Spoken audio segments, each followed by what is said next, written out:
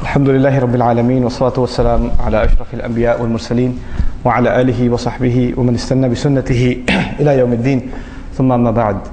First of all, I'd like to apologize for my lateness. I was on my way here and I realized in packing the children I forgot the laptop, so I had to go back and get it. Because I didn't want to miss out on anything that I've put in my notes at least, that I intended to share with all of you, inshallah ta'ala. First and foremost, I'd like to share with you that what I'm presenting here are my own thoughts and they're not necessarily absolute in any way. The purpose, the primary intent of this discussion is to actually facilitate food for thought. So all of us are thinking, inshallah ta'ala, about certain issues, and perhaps if we think about them sincerely and together, hopefully we'll come to certain kinds of solutions and address certain challenges that the Muslims are facing. So again, I don't claim to have the answers to the problems, but certainly I'd like to highlight some areas of problems. And as many of you know, this session is dedicated to understanding some of the challenges that the Ummah is facing, especially the Ummah living here in the United States, in the West. And some of the, what are some of the things we can do to try and address those problems? This is a very rhetorical, almost slogan type of statement. What is the problem of the Ummah? Right? And it's sometimes we actually have a very deep, profound answer, but the answer also seems like a slogan. Well, the problem of the Ummah is a lack of Iman. If we really had Iman, then we would be okay. And it seems like that's an oversimplification, but I'd like to start with the fact that that in fact is a very deep and profound answer to the problem of the Ummah. Allah Azza wa Jal has made very categorical statements about this fact. Allah Azza wa Jal, for example, has told us in a context in Surah Al-Imran where Muslims are suffering defeat. He's told us, وَلَا تَهِنُوا وَلَا تَحْزَنُوا وَأَنْتُمُ الْأَعْلَوْنَا إِن كُنْتُم مُؤْمِنِينَ. Don't be grieved, don't be weakened, don't be grieved, don't be sad. You are going to be the ones who are supreme. You're going to be the highest ones if in fact you are true believers. If in fact you truly have Iman. So the acquisition of Iman has something to do with the Muslims being supreme, or them not being in a situation of humiliation and weakness. And of course, when Allah Azza wa Jalla talks about the kinds of humiliation that the Bani Israel suffered, they were also a nation that could have, had they wanted, Allah would have sent blessings upon them from the sky, and Allah talks about that in the Quran.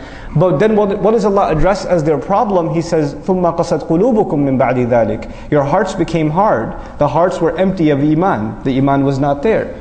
Similarly, I'm sure you've heard this phrase before that it seems like the Ummah is dead, or the spirit of the Ummah is dead, or it's like it's sleeping and things like that. And Allah Azza wa Jalla, interestingly, in the Quran, compares people whose Iman is empty to people who are actually dead.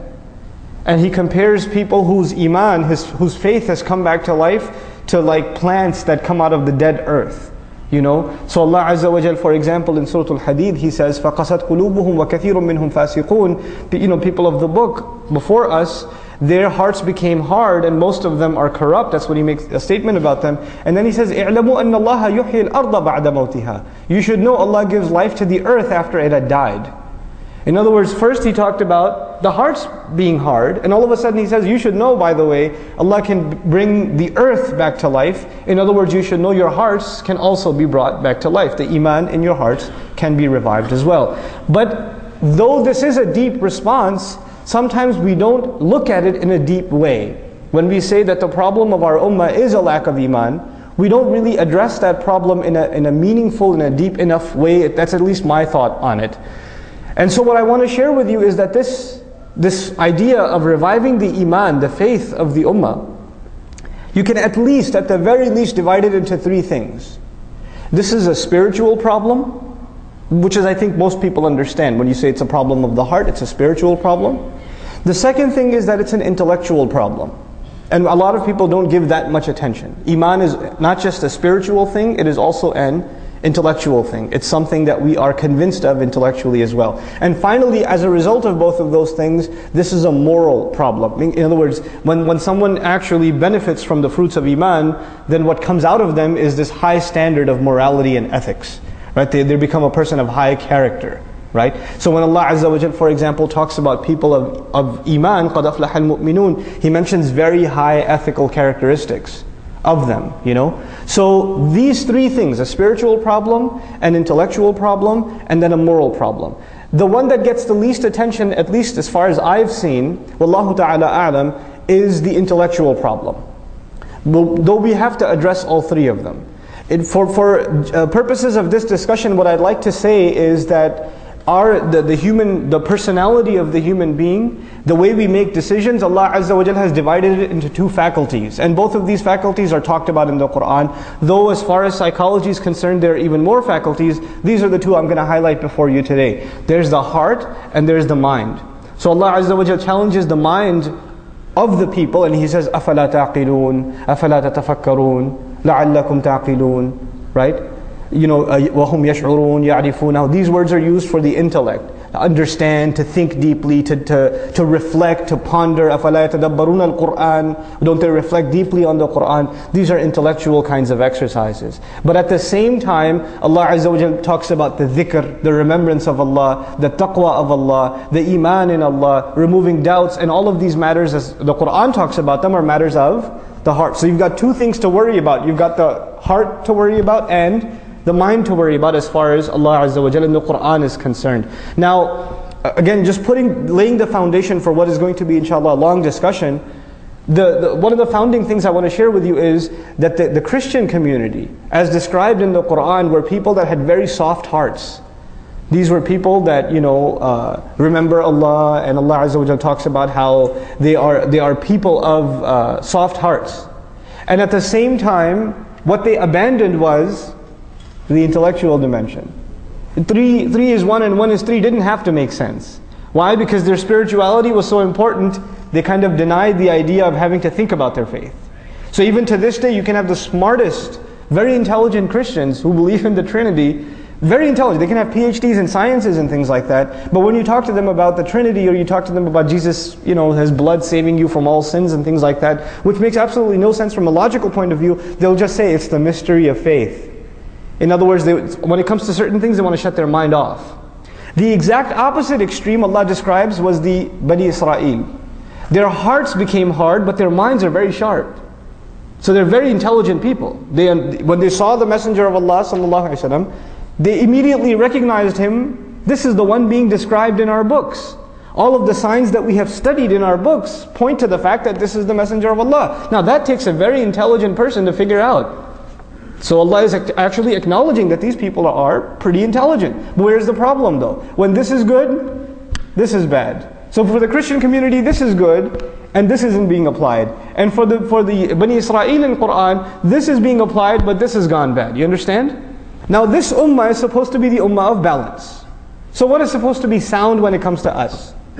Our hearts and our minds. Right? These are not rhetorical statements. These are very powerful declarations. Now, what I want to share with you about the intellectual, I'll move along quickly inshallah ta'ala, is that we are living in times where the foundation of Islam is under attack.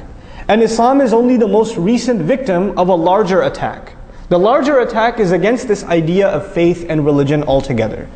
Religion is something for stupid people. It's something for pre-modern people. Now that we are living in the scientific age, in the age of open-mindedness and enlightenment, we can understand that religion was only developed by older societies to help control the masses and to help keep society organized and keep people from doing crimes. Because you can't stop them from doing crimes because of the fear of police or this or that. But if you instill in them the fear of a divine being, whether that divine being is the sun god, or it's this tree that you worship, or it's the clouds, gods or whatever, or it's one God in the end, but we're going to instill a fear of a God in people so we can organize society and control them. So modern philosophers started looking at religion as a means of just controlling people, and it's, one of the more recent expressions in philosophy, religion is the opiate of the masses, right? That religion is kind of like a drug. You get high off of it and you can be controlled, masses can be controlled. So a pastor or an imam or a rabbi can speak before a crowd of 1,000 or thousands and they will all listen intently,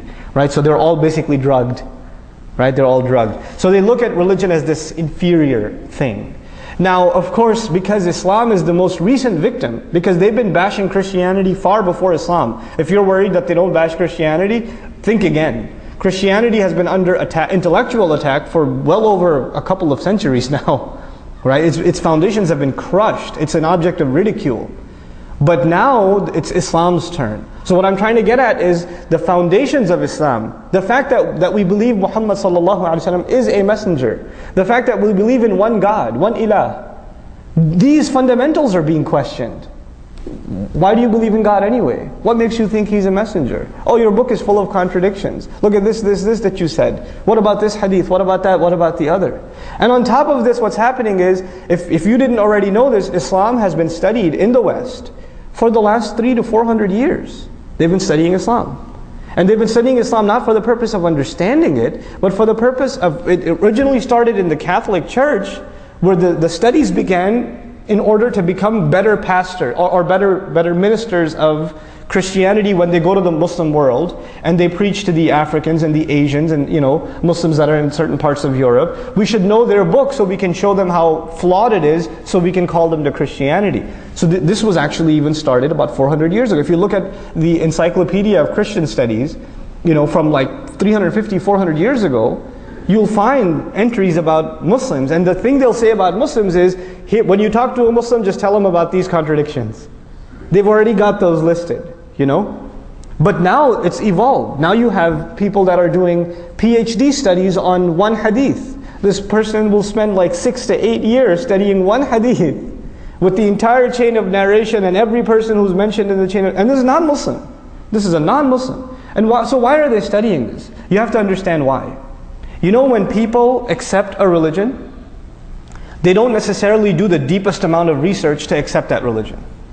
Most people accept a religion for moral reasons, spiritual reasons, and to their level of understanding, they're convinced, so they accept.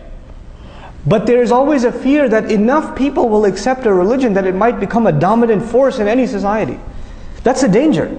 To prevent it ever from becoming a dominant force, if it gets to a certain level, we should have our attacks against that religion ready, so when they get to that level, we can crush them.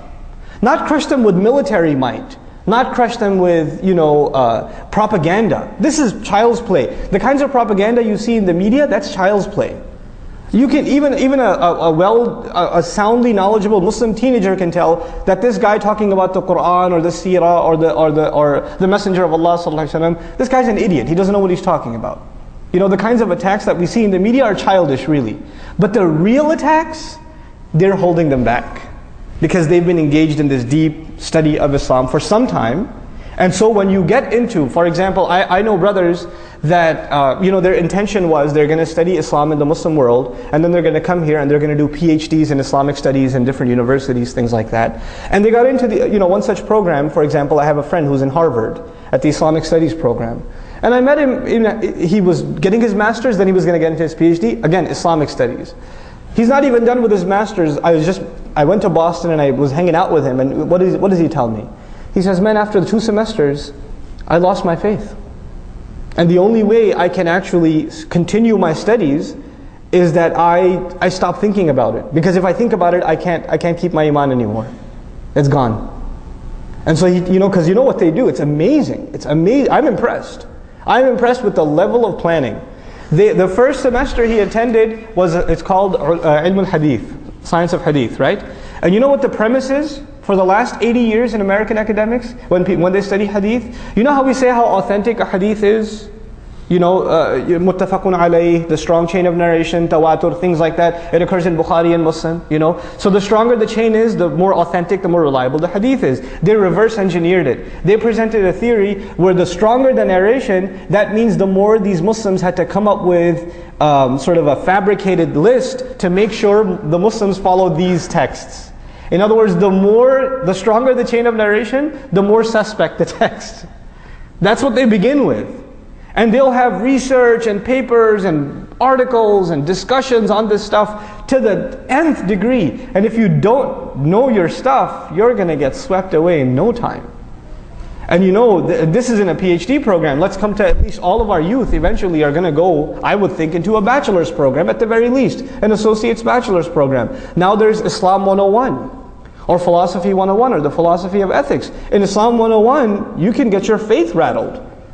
I took an Islamic studies class when I was in college, and the questions they asked, they would ask us, the Muslim kids questions. I would go to the Imam and ask them questions, and the Imam would just say, Astaghfirullah, make dua. Because this is waswasa of shaitan. He's putting doubt in your mind. I was like, dude, this is my professor, not shaitan. I mean, he may be, but I'm saying. But we need to have, this is my first major point. When we say that the problem of the ummah is iman, then protecting the intellectual integrity of iman is critical.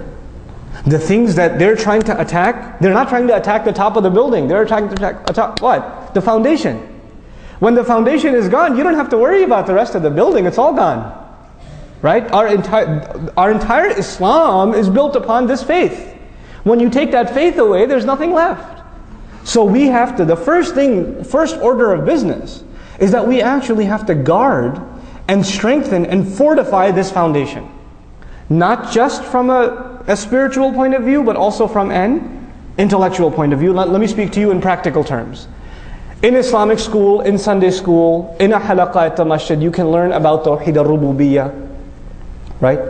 Uluhiyyah, al-Asma' wal-Sifat. You can learn about those things. You can read a book on Aqidah. You can learn about Tawheed. You can learn about Akhirah. You can learn about Risala. But you know what we have to study in Aqidah now? We have to study anthropology. We have to study Darwinism. We have to study Richard Dawkins, the leading atheist in the world, whose studies against belief in God are now being studied at the highest levels in universities. And I've met Muslim kids who have left Islam over the last summer. It's been very depressing for me. I've been traveling all over teaching Arabic studies, and I've met kids who memorized Quran and then left the deen. Why? Because they read Richard Dawkins. They read this philosopher who talks about how we say when human beings are born, they're born on the fitrah. In other words, we have iman in Allah as the default. The techies here know what default is, right? .php or whatever, right? So the default condition is belief in God. Richard Dawkins argues the default position is atheism. We are taught belief in God. So if you want to go back to the natural state, you'll go back to atheism. Right? And I'm oversimplifying his arguments. They have swept the world by storm. When our kids go into a medical program, they are going to study evolution, aren't they? They're going to study it. Doesn't matter how long their beards or how many surahs they memorize, they're going to study evolution. And when they study it, and they're going to learn certain things that contradict what they know to be their faith, they're going to say, I just shouldn't think about it. So they develop a dual personality, right? And this duality is the signature personality of the Christian mind. For the Christian mind, even if my faith makes no sense, I'm still going to believe. Right? It doesn't have to make sense. But this is not Islam. Islam has to make sense. Ad'u ilallahi ala basiratin. I call to Allah with eyes open, with insight. In other words, for us there's no such thing as blind faith. We're supposed to be convinced of this deen, so much so that Allah's Messenger ﷺ is commanded to tell people who don't believe, He's commanded, go ahead and bring your proofs against me. Hatu burhanakum. Bring your proofs. So when they bring forward atheism and agnosticism, and when they bring forward anthropology, and they bring forward evolution, and things like that seem at the surface level to contradict our faith, they are doing what Allah told them to do. Allah told them to bring evidences against our deen. That's what Allah told them.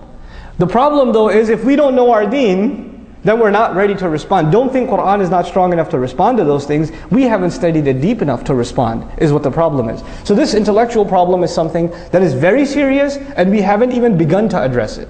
We haven't begun to address it. And so that's the first problem I want to bring to your attention. The second thing is, the life of a community is also tied directly to Iman. We can't deny that. Allah made that, like I said, Allah already declared that for us in His book. But I want to tell you that there are 4 fundamentals, and you probably heard this tons and tons of times before, but I would think not in this regard, not in the way I'm about to present to you. There are 4 fundamentals that if we implemented them properly, and if we had a relationship with them properly, our communities would be rock solid. And again, I'm not even talking about higher things yet, I'm talking about fundamentals. What's the first fundamental? It is the Quran itself. The Quran. In other words, the Muslims have to have a sound, working relationship with the Quran. Not only are they reciting it, not only are they memorizing it, not only are they loving the recitation of it and loving to memorize it and loving to study it and learn its tajweed properly, they're also understanding it in a deep and meaningful way. And they're continually growing in their understanding of this book. You know, Quran is an incredible book. Usually when people study religion, they become more strict and closed-minded. The Quran is incredible. The more you study it, the more open-minded you become. The more it opens your mind. The more it makes you think about things differently. Right? It's a means by which you can become more intellectual.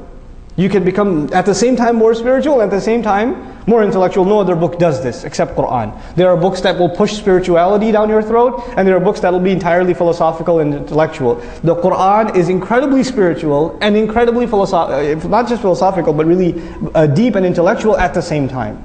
The first thing that has to happen for men, women, and children across the board in every Muslim community is a comprehensive Quranic education. From the basics to this idea of engaging in pondering and reflection on the Quran. You know, really engaging the text and really appreciating what Allah Azza wa Jalla has to say to the best of our ability. That should be a communal exercise. And it needs to be facilitated. You know, Umar bin al-Khattab radiallahu anhu, in his position as Amirul Mu'mineen, one of the first orders of business is halaqat of Quran. Halaqat of Quran all over.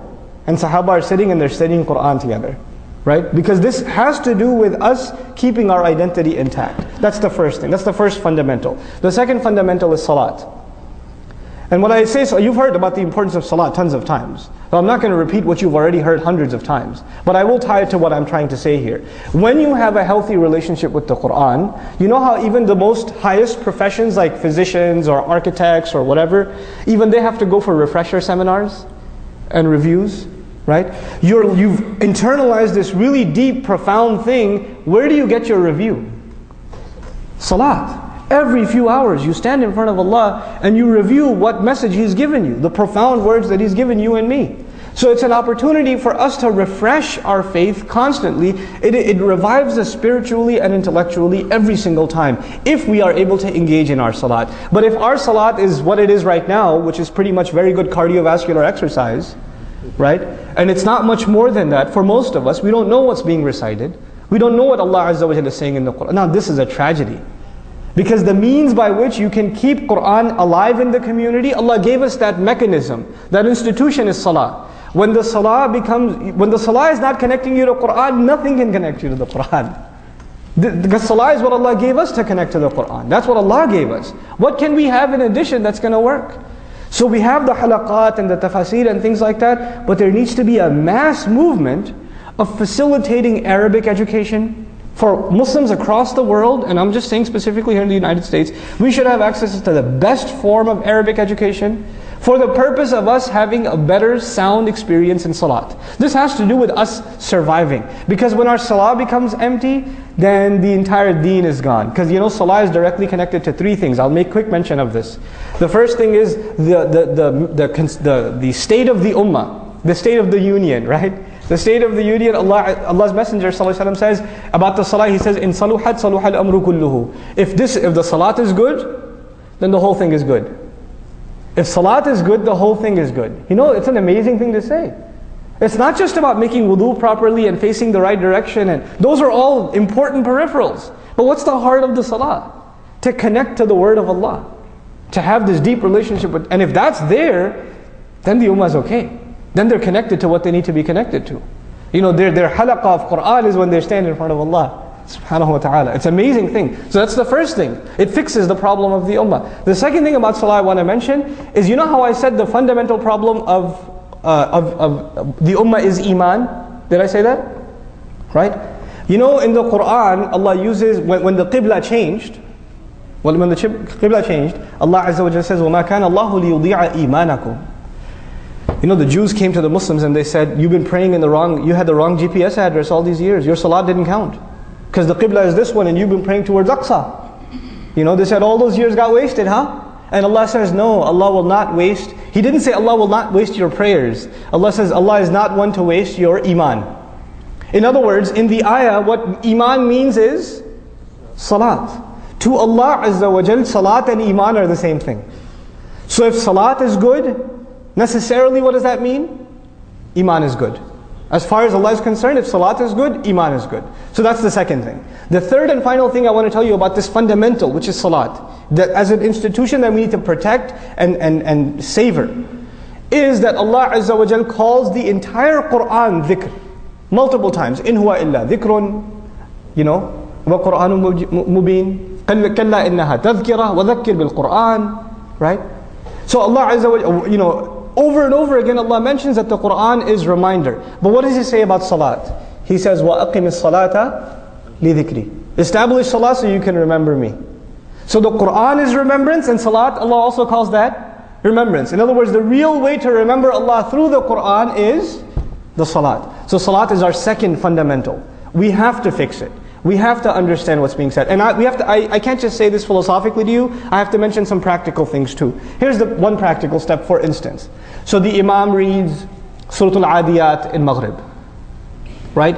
Even if he doesn't read the whole, one little bit of Adiyat in first rak'ah, a little bit in second rak'ah. It's a short salat. Immediately at the end of salat, you know what we recited today?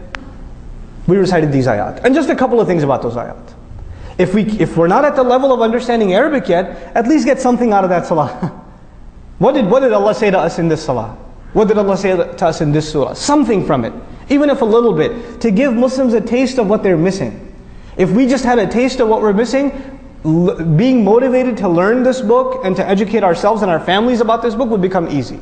Because if you just have a taste of this treasure, you become addicted. It's very easy. You don't have to force someone to want to learn the Quran if you've really been able to give them a taste of it. Then the rest of it they can do on their own. You know? So that's the second fundamental. The first fundamental was the Quran. The second, the salat. The third, and probably critical and tied to both of these things, what's the biggest salat we have every week?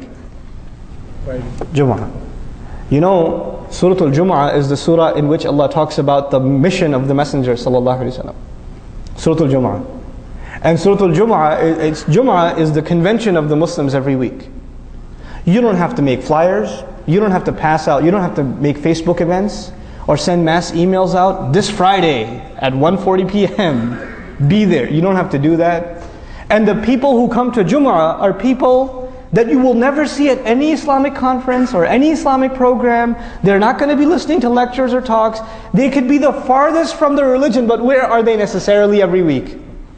They're at Jumu'ah. No invitation necessary. Allah created this program, a weekly halaqah, that no matter how bad we get, we still attend it. Masses of us attend it. You know what this gives us? It gives us an opportunity that no other ummah has. We have, only the devout go to church on Sunday. Only the devout. But we have even the weakest of the Muslims coming to Jumu'ah on Friday. We have an opportunity to connect them to Allah's book. They've given us 20 minutes of their time. And if they're sleeping in that time, it's not their fault, it's our fault. We have to give them something that will keep them awake. But the Jumu'ah khutbah is, in my opinion, the biggest responsibility of a community. It's the biggest responsibility. It is the public service of a masjid. So that Jumu'ah is that which connects the people to the Quran. It gives them something to think about. It addresses their problems. It convinces them that the Quran actually has solutions for their life. It has something to do with them. It's not just something they just do because they were doing it since they were kids. It makes them think about life differently. So Jumu'ah, the critical and strategic importance of Jumu'ah. I make a point to say that because a lot of times our Jumu'ahs, and I don't mean to self-aggrandize, some of our khatibs are awesome. But then we have khatibs that are just, in my opinion, they are a violation of the rights of the community. The community deserves to hear productive things. And if they hear things that just don't have any benefit, or they have no head or no tail, they didn't produce something. Somebody they were in a bad mood and they needed to vent, And so they decided they're going to use the podium of the khutbah event, right? That is a violation of the right of the community. So this is an amana that needs to be protected. And finally, this is the last thing in regards to the basic education of a community. If that is in place, it's going to be a sound community. The last piece of the puzzle, in my opinion, wallahu a'lam, is a study of the seerah.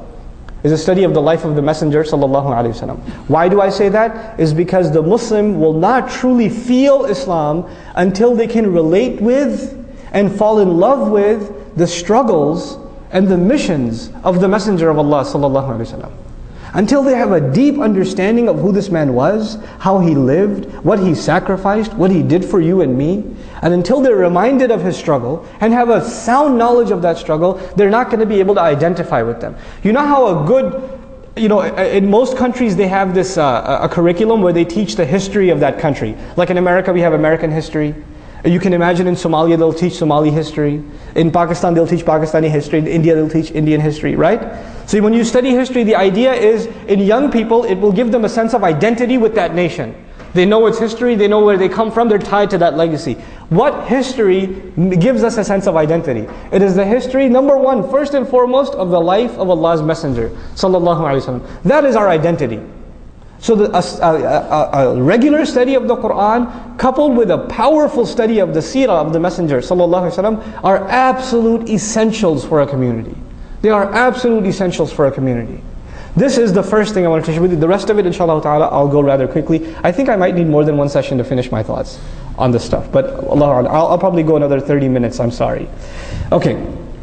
So, I talked about the four fundamentals, the Quran, Salah, Jum'ah, and Seerah, as part of an essential fundamental educational campaign. Then, as far as Quranic education is concerned, I want to present the idea that there are three levels of Quranic education, and all three levels are absolutely critical. The first level is translation. In other words, a good, sound translation, not written translation. Those are plenty available. I'm saying spoken translation.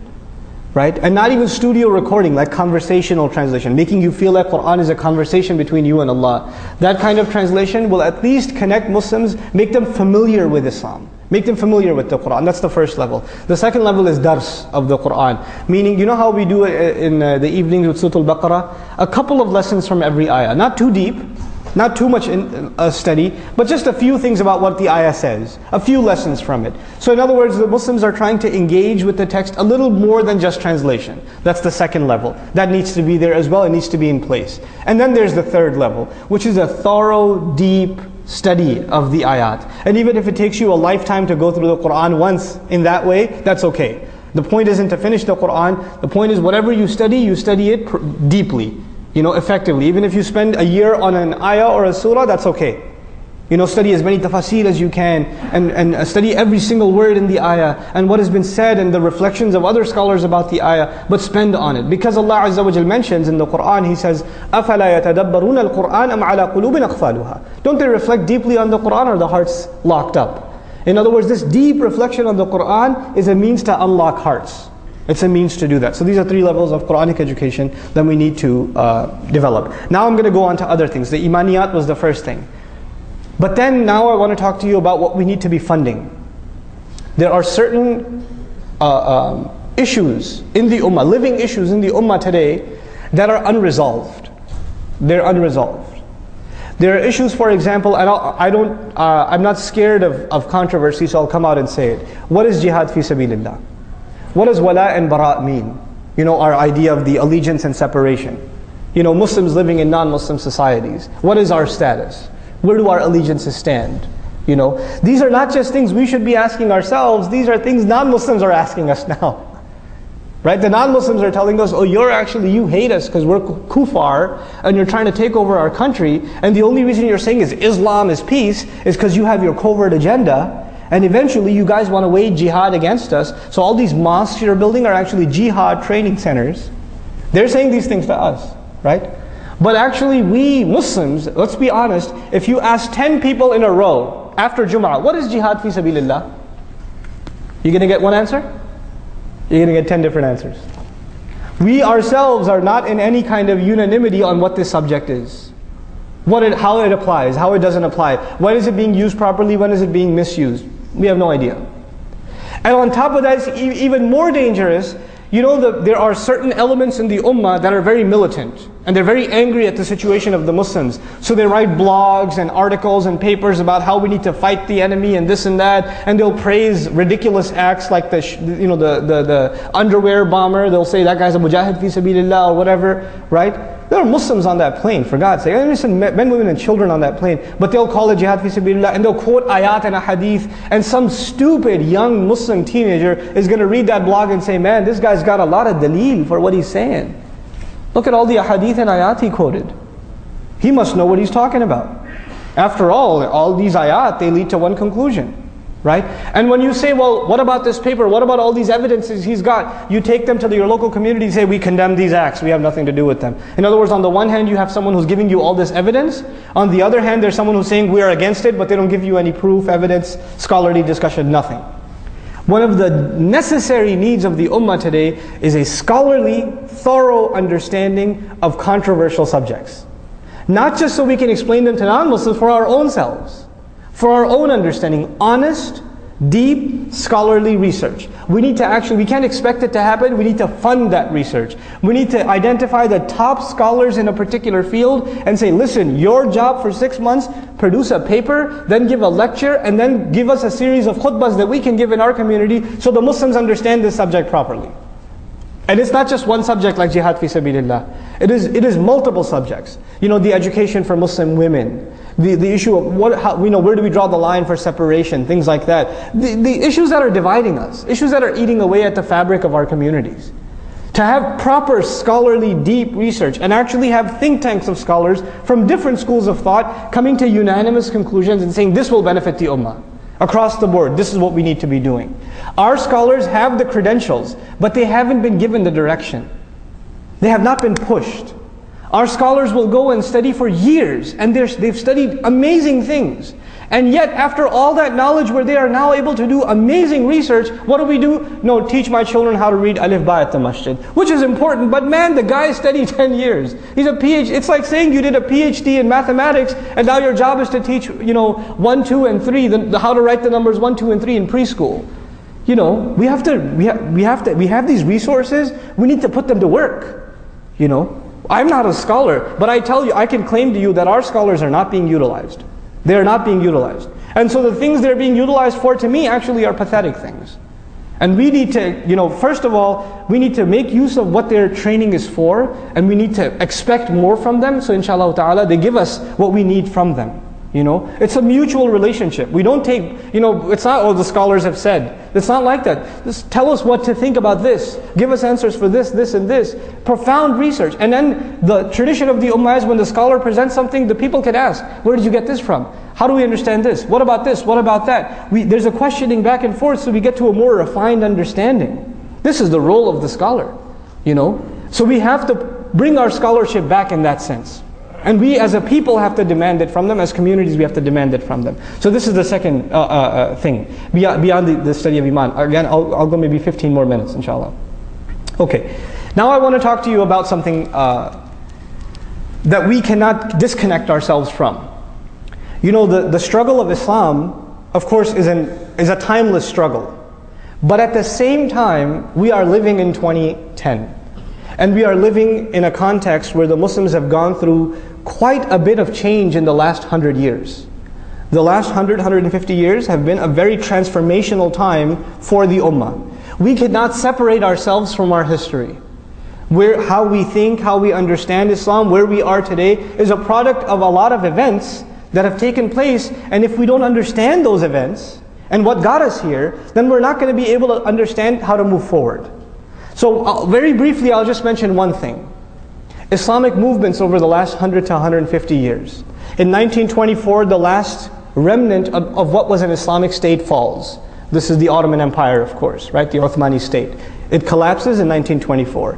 Since then, you have the birth of several movements all over the world, India, the Africas, in the Arab world, that are trying to revive Islam. They're trying to bring Islam back. Right? And writers talked about how there need to be movements and groups that need to bring back, and this rhetoric started of developing an Islamic state.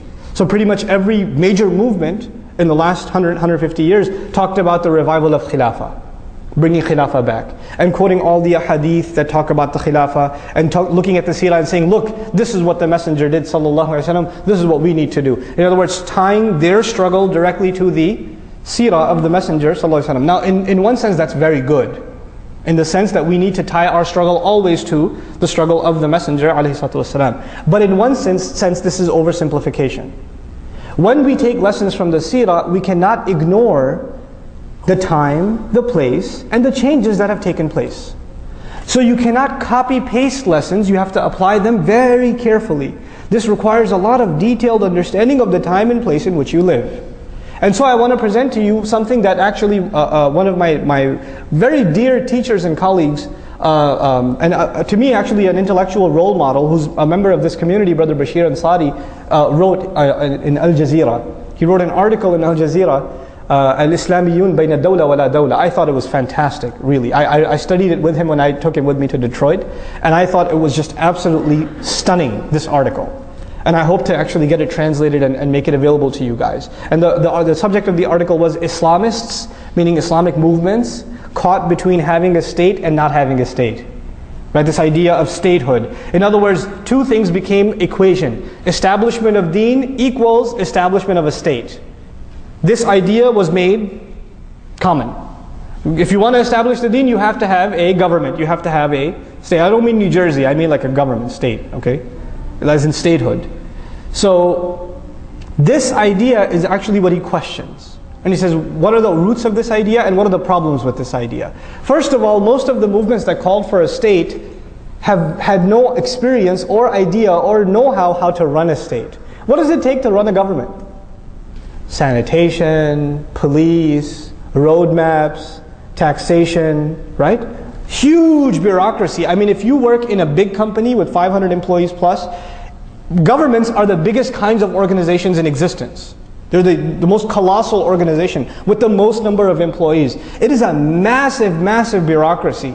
So you have a movement that says we should have an Islamic state, we should have this and that and the other, but they don't have even close to the roadmap to what it takes to build a complex state. You cannot compare that to the life in Medina. Medina was simple, easy. These people didn't need governments and a water department and a taxation department and a municipality, and they didn't need these things. They just had simple hut homes, and they were living in tribal lives. Now they're a little bit more organized. It's a very preliminary form of a state that the Messenger established, sallallahu alaihi wasallam. For that society was very advanced, but compared to what we have now, it's very simple. So to say we're just going to go establish a state, if you give these movements, let's say, you know what, we're ready to give you the state, here, take Pakistan, take it. You can have it. What are they going to do? How are they going to run it? Do they have the credentials to actually budget, to finance a budget, to engage in policing and things like that? They don't have the wherewithal. These are things that require a high degree of expertise. And by the way, let me tell you something else that he mentioned in the article that to me was mind-blowing. A movement, when Muslims are trying to say Muslims need to wake up and we need to stand up and we need to establish the deen, these are the kinds of things I can give in a khutbah and people might say, Takbir! Right? Everybody's going to, yeah! Iqamatul deen!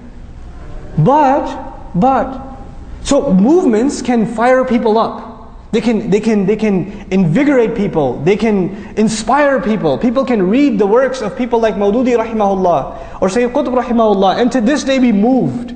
Right? And be like, or Maulana Ilyas rahimahullah, these people, they can read them and say, wow, that's amazing stuff. But tell me which country in the world today looks at its government and say they are so awesome. I love those guys in government. You know what comes with being in government? What naturally comes with being in government? Being hated. You can't avoid it. People have a natural tendency to not be inspired, especially not be inspired by their government.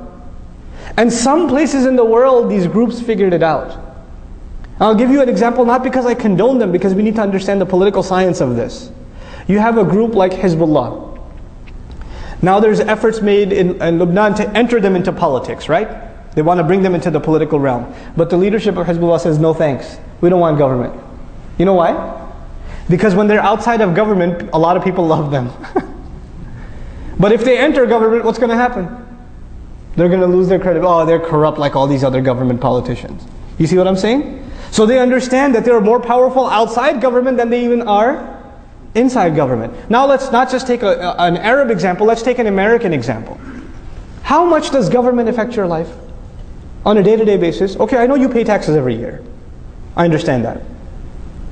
But other than that, on a daily basis, what influence does government have on your life? The major things that are in this country, for example, the way you think about fashion, the way you think about what's success and failure, your mentality, you know, it doesn't come from the government. It all comes from the private sector. It comes from the entertainment industry and the academia and the major corporations that are selling products to us and driving the advertising and even the medical research and all the research universities funded by private organizations. In other words, the vast majority of things that influence you on a day-to-day basis don't come from government. Where do they come from? What I like to call the private sector. They come from the private sector. If Muslims understood that, you know what we would be worried about? If you really want to take over society, you know what you should be taking over? The private sector. Open field. The Muslims haven't even begun to touch how many Muslims in media. More powerful than government today is what? The media can change the course of elections. The media can get a president impeached. The media can do crazy things. The media can say things like horrible, terrible things like Obama's Muslim. Right? And get away with it. Media is powerful. Academia, universities shape the minds of the pillars of this society. How many Muslims in academia? How many Muslim sociologists, anthropologists, political scientists, historians? We're not present. We came to this country and we thought success is doctor, engineer. Okay, fine, you couldn't do doctor, engineer, programmer, right? IT, right?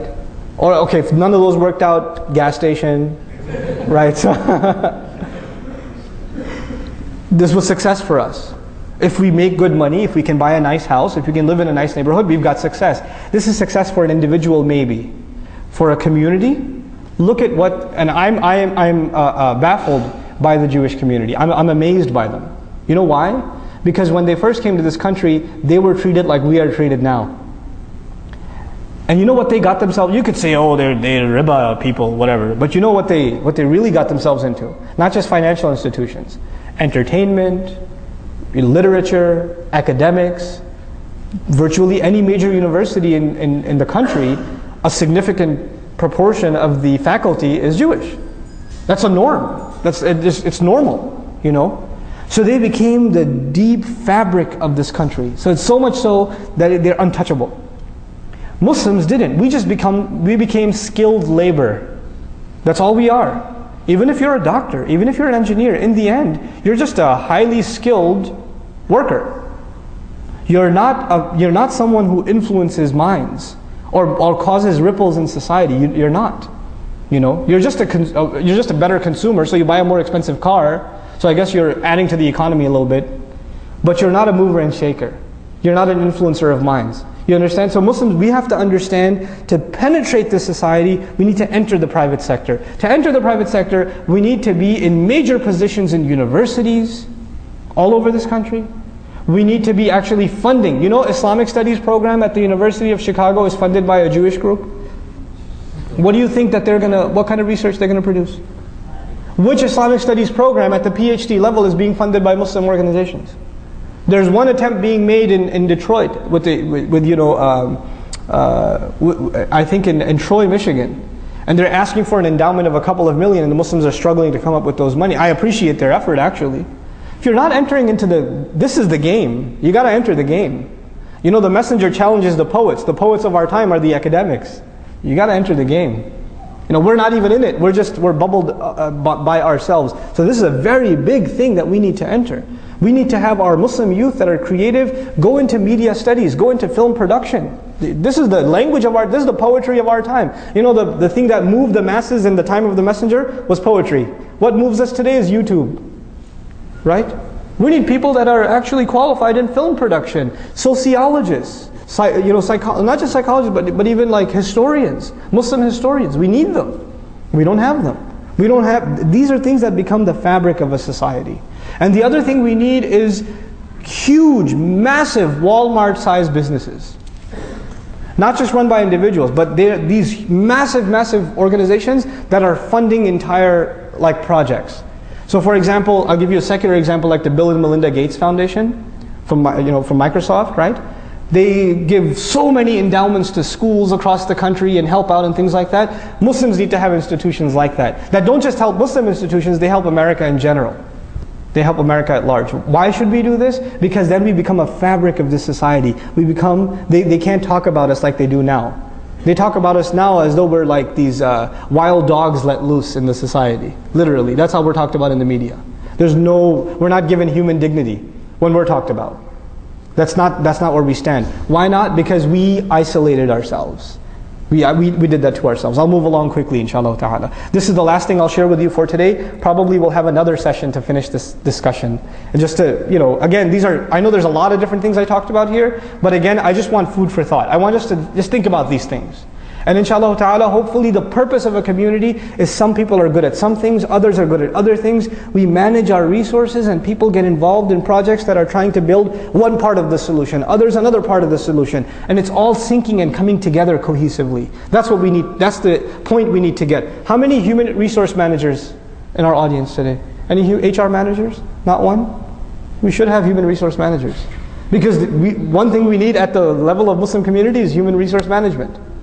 This is what the scholars need to be doing. This is what the reverts who've come to Islam, this is the training they need so they become awesome da'is. This is what our kids that have finished hifz need to be doing. This is what the mothers of the community need to be doing.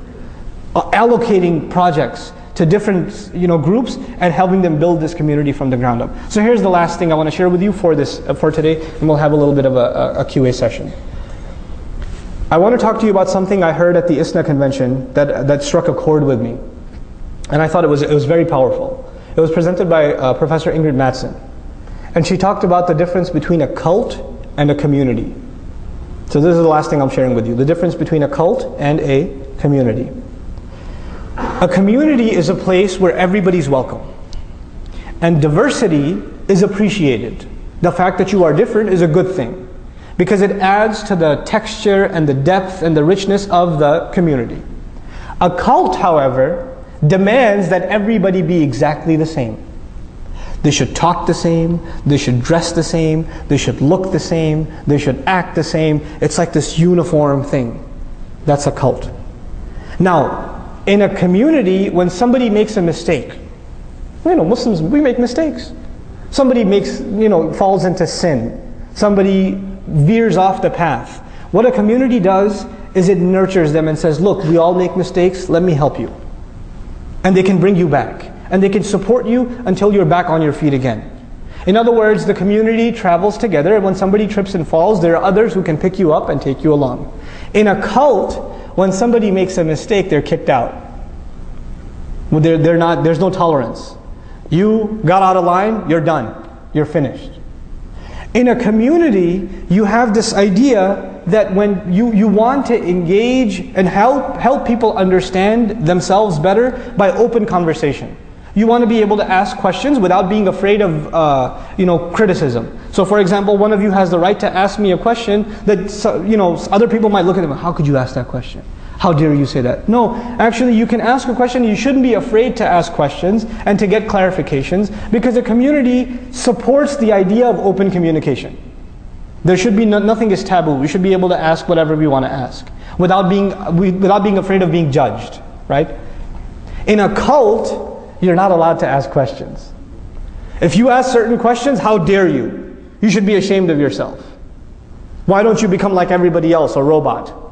Right? So this idea of keeping uniformity. And finally, in a community, you have the urge to want to not only understand ourselves, but to understand our neighbors.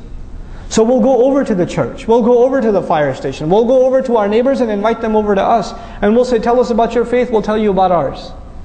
وَتَعَاوَنُوا عَلَى الْبِرِّ وَالتَّقْوَى. Cooperate with each other in good things and in taqwa. You can do that. You can even agree to certain things with them.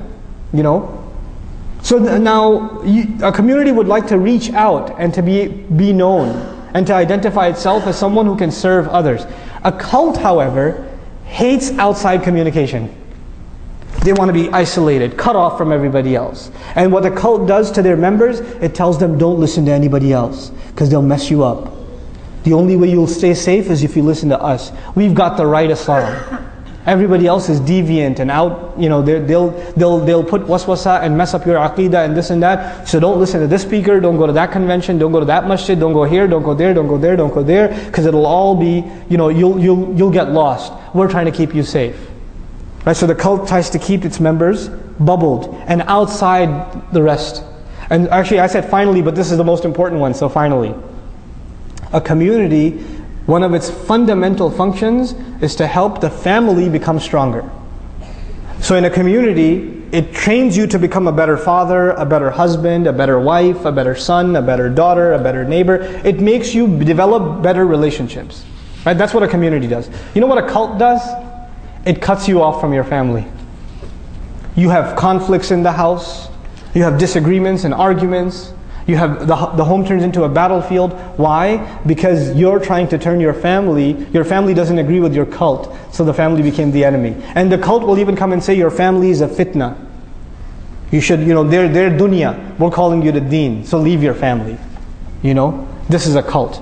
And the reason I make this distinction is a lot of masjids in this country are cults. A lot of masjids are cults. And what we need in this country is communities. We desperately need communities. We need to understand this difference, and we need to help our masjids come out of a cult and eventually become a community. And sometimes we're in between. We're kind of in between somewhere. And we're hoping that all of our masajid, inshallah ta'ala, are healthy, functioning communities. And they don't end up becoming cults. There's a very important distinction to make, and an opportunity for us to move forward. Inshallah ta'ala, at this point I'll take written questions. Written questions only, right? Okay. Okay. For those who have limited Quranic language, what is the best service source for understanding the Quran besides attending halaqah and asking the ulama? Jazakallah khair. Can you recommend any books or series of books to understand the Quran or translation with a deeper level in modern and simple English, especially for the youth? Most of us from Asian countries have been raised with a warning that tafsir translation are only for ulama and scholars. What is your take on this? Please comment. Should Muslims compromise on the site of the Mosque of New York so there will be goodwill in the USA for Muslims? Even our Prophet ﷺ compromised with the kuffars of Mecca sometimes for the better future of Muslims, and eventually victory over the kuffar of Mecca. Wouldn't $100 million be more productive for the ummah to invest in 100 different masjids across the US instead of so stiff and pushing ground zero masjid projects so hard?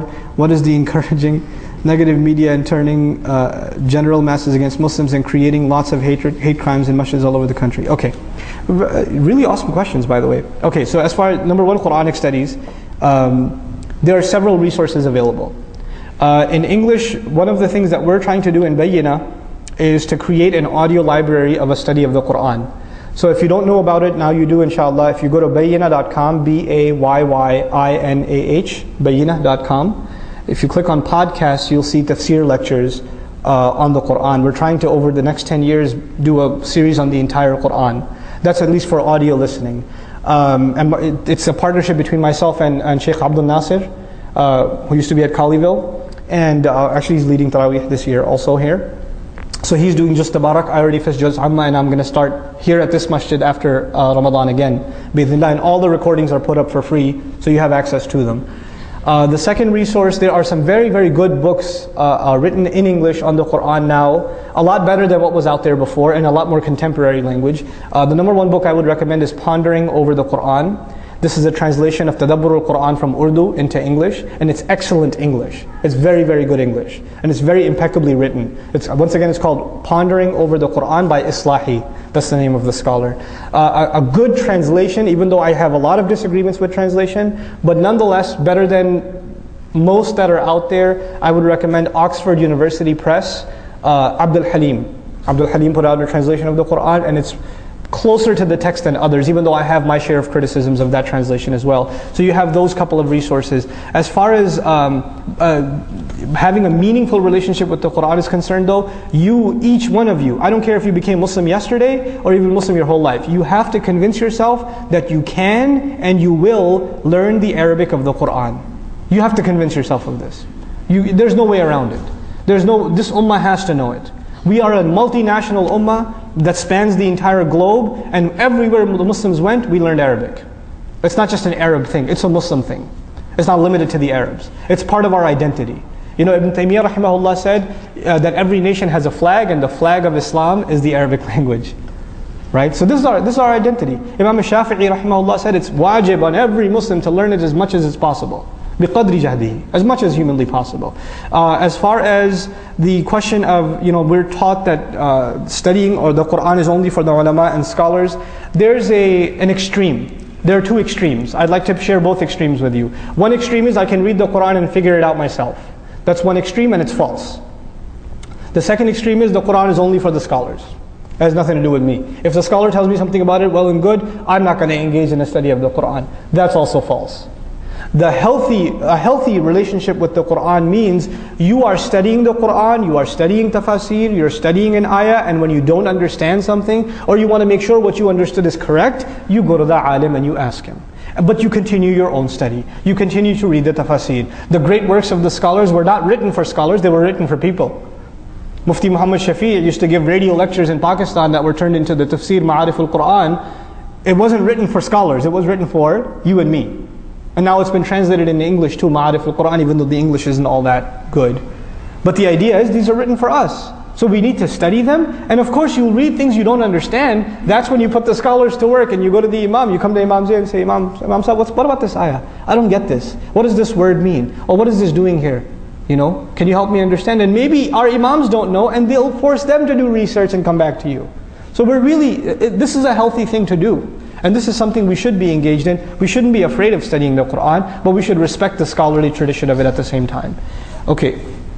Very less numbers of youth. I didn't talk about the ground zero thing. I guess I have my own opinions. I can't give you the official Islamic stance on it. But I think this, more than anything else, the ground zero issue is an eye-opener for Muslims.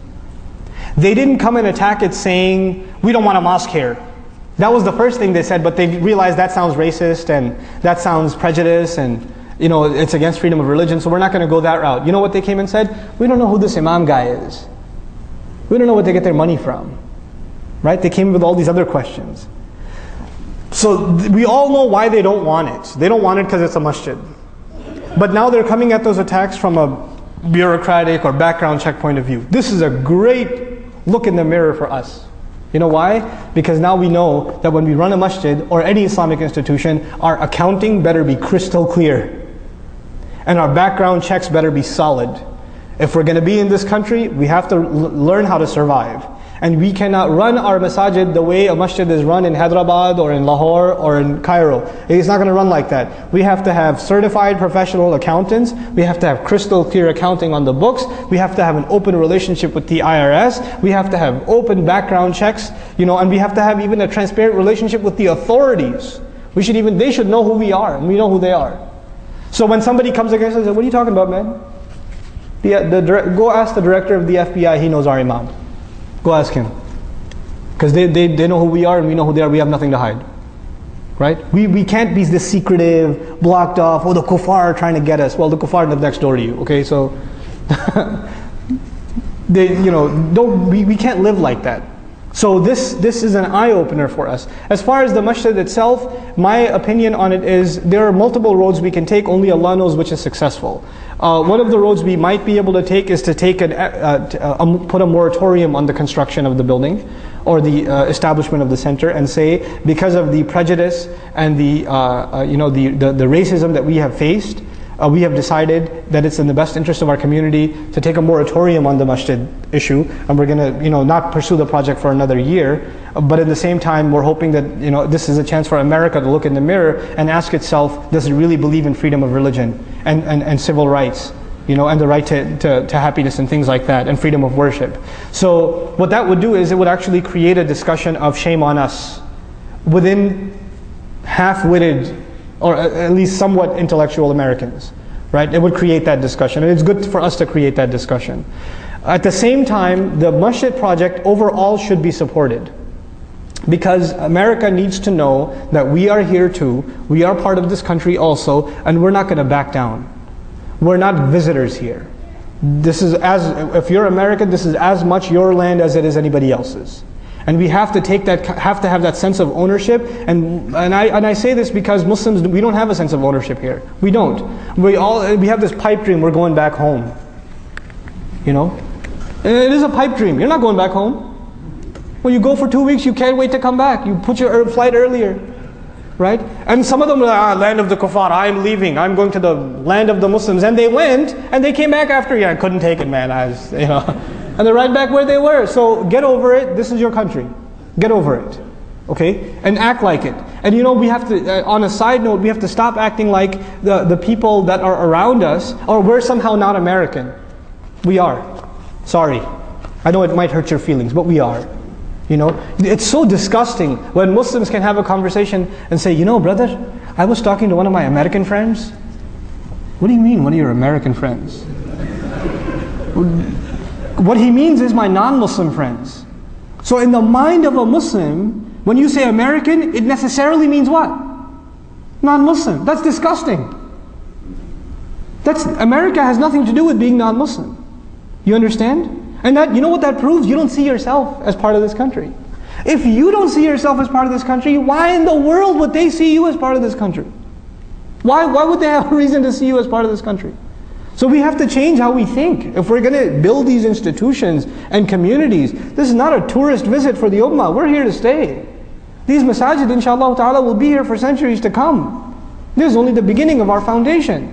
So we have to get that mentality out of our head. This is our country. These are our issues. We're not outsiders anymore. Now, very less number of youth might be opting for Islamic studies. We are losing large numbers in form of marriages outside Islam by youth. How can we control this? We can't control it. The first thing is Islamic studies, in my opinion, you are free to disagree. I believe that a very, very, very, very small minority of Muslim youth should be studying Islam full-time. I believe the vast majority, if not all Muslim youth, should be studying Islam part-time, and that should become a part of their life. This idea, I will study Islam one day when I'm free from all my obligations and I'll fly over to Syria or Jordan or Pakistan and then become an alim, get over it, that's not going to happen for you. But you should be studying Islam for your life. But a few of our youth, we do need ulama, but not everybody. And this idea that I want to go study at an institution so I can, a lot of kids, man, I'm telling you this, I know this came up, it's not really our main topic, but I should say it. A lot of our young kids, it's no different than the rock star dream. It's no different. This young kid sitting in the audience, religious kid, he sees a khatib give an awesome khutbah, he says, I want to be like that guy. I can't wait to be flown first class to a conference and I can give a speech at the stage and everybody's going to say takbir. How do I do that? I should become an alim. I should become a scholar. I should go to this institution or that institution. Why do you want to do that? Because I want to be like that guy. Look, if you want to serve Islam, that's one thing. But if in your head there's this thing about, we need more speakers. We don't need more speakers. We need more workers. And you can serve Islam without having to be from a certain institution. And I'll be honest with you, I have a problem with most institutions. Because very few respectable Islamic scholarly institutions in the world, for a good number of them, they are so influenced by the politics around them and the ideological garbage around them that they produce zombies, that they come back and they try to turn us into zombies. They go there and they become these twisted weirdos. And then they come back and they teach that, what happened to you, man? Why are you so weird? So they go there and they become like strange. I'm not going to single out any institutions, but there are some very powerful, reputable, scholarly institutions in the Muslim world, in the Arab world, in the Indo-Pak, in the Africas. They are there, but a good number of them they're just producing shameful results. It's just shameful. They're not adding to the solution, they're adding to the problem. But this idea of Muslims marrying outside of the faith, that's not the problem, that's a symptom. The problem again is iman. We haven't educated the community properly or well enough. What is the best way to make this Islamic education affordable to all Muslims? Islamic schools are expensive. Islamic seminars are expensive. Islamic media is expensive. Awesome question. If the universities in America are not properly teaching Islamic studies for Muslims, then where should we pursue higher education of Islam in America? Okay, two very related questions. In, again, my opinion, Allah knows best. And this will be the last question we'll take, right? Or you have tons more? Yeah, tons more. Okay. So, as far as Islamic education is concerned, I am a big believer in providing sustainable, affordable, quality education. Now, how do you do those three things? I know some of you will not like my comments here, but I have to be true to my convictions. And I'll just say with you what I'm convinced of, and we can have a healthy conversation with it afterwards. May Allah reward all the Islamic schools all over this country for the effort that they've tried to do, or they've tried to make. And I know that if you try to criticize an Islamic school, people who work for it and have poured their sweat and blood and tears into it are naturally going to be defensive. I myself used to be the principal of an Islamic school. But I do have to say some things. I'm just going to come out blunt and say them. Number one, the vast majority of our Islamic schools in America are a monumental financial failure. Number one. Number two, they're a monumental administrative failure. Number three, they're a monumental educational failure. In other words, if the idea was we're going to teach Islam and Arabic in addition to secular studies, the two things that are taught worst in Islamic schools is Islam and Arabic. The least quality education is in Islamic studies and in Arabic. And if the idea was we're going to put our kids, and a lot of parents, let's be honest, a lot of parents put their kids in Islamic school not because they wanted Islam for their children, they just didn't want their boy having a girlfriend. That's why they put him in Islamic school, because they saw that this kid's getting a little crazy, so put him in boot camp. In other words, the Islamic school, right? So it's more of a sort of a patching the hole kind of thing. So a lot of our parents who are bringing our children to Islamic school aren't even very religious themselves. But they're only bringing them because they think it's going to plug a hole. And the thing is, the culture of an Islamic school, with very, very, very few exceptions, and inshallah this masjid is an exception, very few exceptions, the culture of the children in an Islamic school is no different than the culture of the children in public school, except that there's less interaction between boys and girls. But the things they have on their iPods, the things they're watching at home on a computer, the things they're doing on the weekends are identical to public school kids. That's pretty scary. And then on top of this, this is again my opinion, you do not have to agree with this. But this is my sentiment. The vast majority of the funds of a community, in a lot of places in America, go to the Islamic school. The masjid's built, and the majority of the funds are for the school. Yet the minority of the community, the small minority of the community, is sending their children to Islamic school. So the majority of the funds are serving a minority of the population, right? Now the thing is, I don't say stop that, but I do say that the majority of the population also has children, and they're also entitled to funds. It's just a matter to me, it's a matter of social justice. Right? It's a matter of social justice. So what do I suggest? What I believe is we need to have two things, and this will be my next week, I'll do it again. Is that okay? Can I do it again? Okay, next Sunday again. But this is what I'll talk to you guys about next week. After school programs, where our children get help with their homework, they get sports time, and they get some Islamic studies. For all the children of the community, the ones that go to public school, the ones that are homeschooled, all of them. 3 hours, 3 or 4 days a week, they're here, they're getting good company, they're getting sports, they're getting better at their academics in school, they're getting Salat al-Asr in the masjid, they're getting some Quran exposure, their reading becomes solid, they start getting into halaqat of tafsir and other things, they're maturing as Muslims, they're developing friends that are Muslims around them, so they're building this culture of affinity with the masjid and friendship around the masjid. And they're developing affinity for a role model that is Muslim. Very affordable, very sustainable, and inshallah ta'ala very powerful, that if we can do this. And we have the resources, it doesn't take money, you don't have to raise funds to do this. It's very easy to put together. That's the first. The second I spoke about last night at Plano Masjid is revolutionizing Sunday schools. But we'll talk about that another time, inshallah ta'ala. But these are two things we can do. The other thing is, we're in the age of podcasts and digital media, so a lot of Islamic education can actually be recorded education.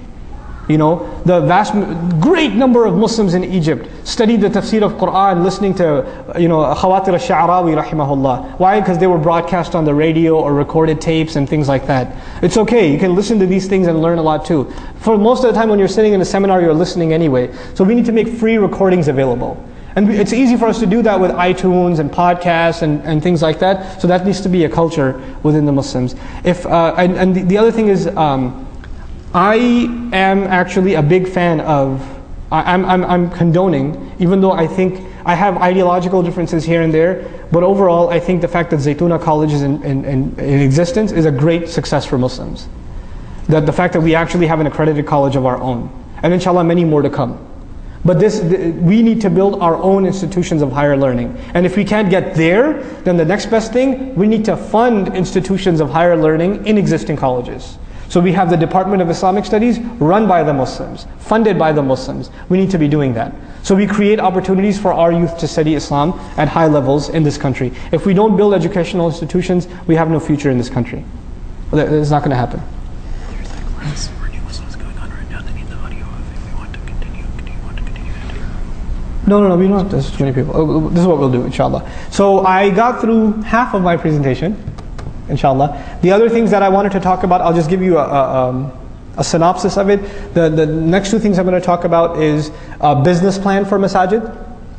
How do we create a sustainable business model for masjid so they can sustain themselves? An intelligent distribution of human resources, social sciences and Islamic studies, which is a very important topic. How we need Muslims, therapists, social workers, marriage counselors, things like that. That needs to be an industry in and of itself because our homes are broken and we need people to talk to. So this is an area that needs a lot of work. And finally, inshallah, we'll have a long conversation about engagement. Engagement means how do we fight back against the wave of attack in the media? How do we effectively fight back? How do we engage so that our neighbors, for 5 square miles, everybody knows what this masjid stands for and they're respected?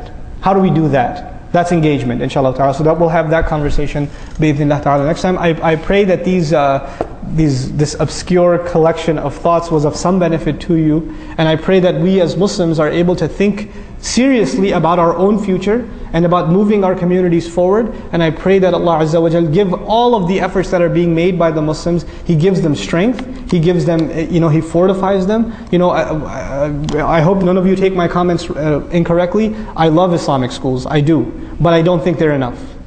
I really don't think they're enough. And we have to be critical of our own efforts. If we're not critical of our own efforts, nobody's going to be. And we're not critical of them in order to bash them. We're critical of them so we learn or constructively, so we make them better and they make us better. Because that's what the institutions are there for. We're there to make them better and they're there to make us better. So we improve our masajid, we improve our schools.